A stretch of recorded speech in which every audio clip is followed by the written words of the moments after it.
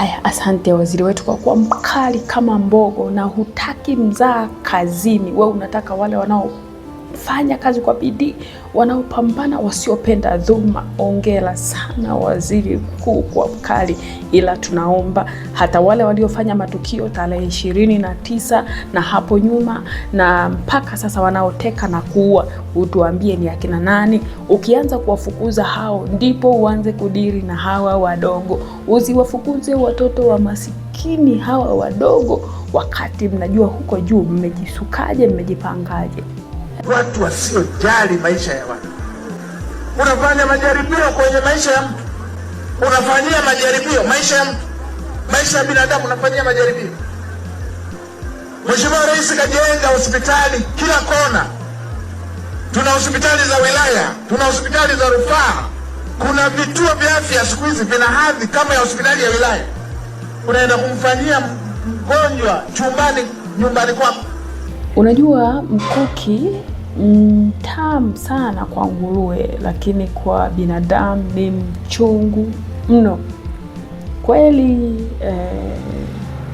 Waziri hapa ilikuwa ni vizuri kabisa aanze kumkemea huyu aliyemfanyia mtu operation kwa kusikitika, wakati wao wamekaa kwenye hizo nafasi kwa mauaji makubwa yaliyotokea tarehe 29. Je, hapa haikuhitaji unyenyekevu wa kuanza kuongea na kuangalia kumchunguza huyo, kwa nini aliamua kufanya operation hapo alipofanya? Huyu yawezekana alikuwa anafanya operation kwa ajili ya kuokoa uhai wa mtu na hakuwa labda na fedha au hakuwa na chochote. Akaona uzoefu ninao, sijasomea ndio, lakini labda kuna uzoefu.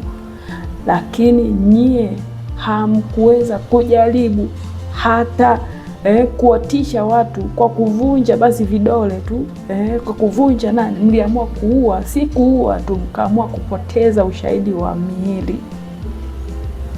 Kweli waziri, huwezi kurudi ukaangalia wale wanaolia katika familia zao, miili iko wapi, muwasake watu wauaji? Kweli nchi yetu haina upelelezi wa kuanza kupeleleza kujua kwamba miili ya watu iko sehemu gani? Kweli nchi hii Tanzania ni kipofu kiwango hiki,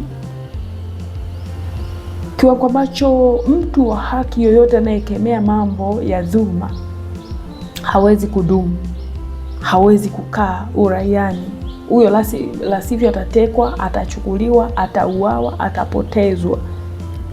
Lakini wale mafisadi konkodi ndo wanakuja mtaani kwanza kututangazia eti kana kwamba wana huruma nyingi kwa binadamu na kwanza kuongea mambo ya ajabu ajabu. Kweli jamani, kweli hata kama Watanzania tumekosa, hatuna akili, tumemkosea Mungu, hivi sio kwa staili hii mnayofanya. Jaribuni basi kuwa na akili. Kweli kweli mmeamua kupotoka makusudi. Unasikitika kwa ajili ya huyu aliyefanya hivyo.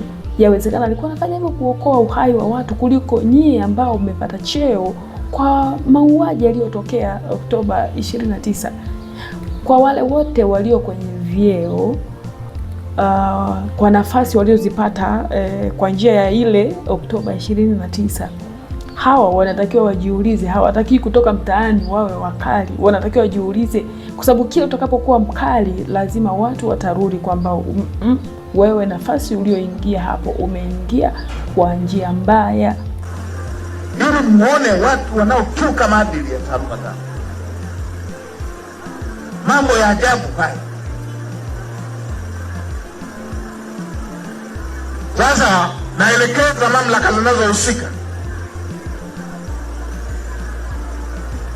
Huyu si wa kuhamishwa, afukuzwe kazi mara moja.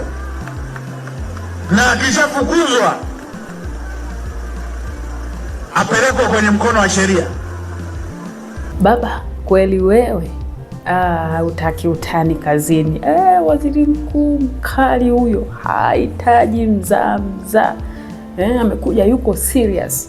Sasa ili utuaminishe wananchi kwamba uko serious, tunaomba waliofanya matukio makubwa Oktoba 29 muwaumbue, wawe wazi, waombe radhi kwa wananchi, watoke kwenye hivyo vyeo kama mnavyowatoa hawa wadogo wadogo. Nyie mnasema wamekosea hawa wadogo wadogo, lakini mapapa huko juu umekaa mko kimya, hamtaki kuzungumza lolote, mko kimya, ila huko chini ndo mnajidai mko kwenye fukuza, anyang'anywe cheti, afanyaje, wakati huku nyie mmejisuka, mko huku juu. Tunataka kusikia waziri mkuu hayupo kwenye cheo, tunataka kusikia sijui rais hayupo kwenye cheo, tunataka kusikia makamu hayupo, tunataka kusikia hawa wote hawa. Kwa nini Oktoba 29 ilifanyika vile ilivyofanyika?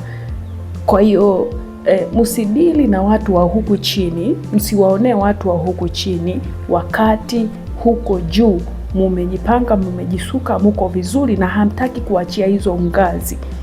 Kitaka ili wananchi tufurahi kulingana na maumivu ambayo tumeyapata, ili tufurahi lazima mutoke kwenye hizo ngazi. Hapo tutajua mko serious. Lakini kuwafukuza watoto wa wenzenu wamesomesha kwa shida, alafu makosa yenyewe mmetengeneza wenyewe, wanakosea, alafu mnawatoa makazini wakati watoto wenu wana makosa chungu nzima. Yawezekana hata majina waliosomea shule sio hayo, kuna mambo kadha wa kadha hayajakaa vizuri, lakini watoto wa watu masikini hawa ndio mnawafukuza, afukuzwe kwa sababu mnajua hana kwa kukimbilia.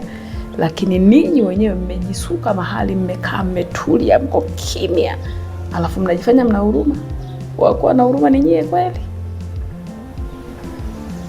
Biblia inasema kwamba Isaya 58:1, piga kelele wala usiache, paza sauti yako kama tarumbeta, waambie watu wangu makosa yao na Yakobo dhambi yao. Kama umefanya haya kwa kujionyesha, basi jionyeshe hata kwa wale waliofanya matukio kuanzia nyuma mpaka ilipofika Oktoba 29 na huku mbele, wale watekaji. Hapo tutajua unafanya kazi, lakini hizo kazi za kuwafukuzisha watu kazi sio kazi hiyo.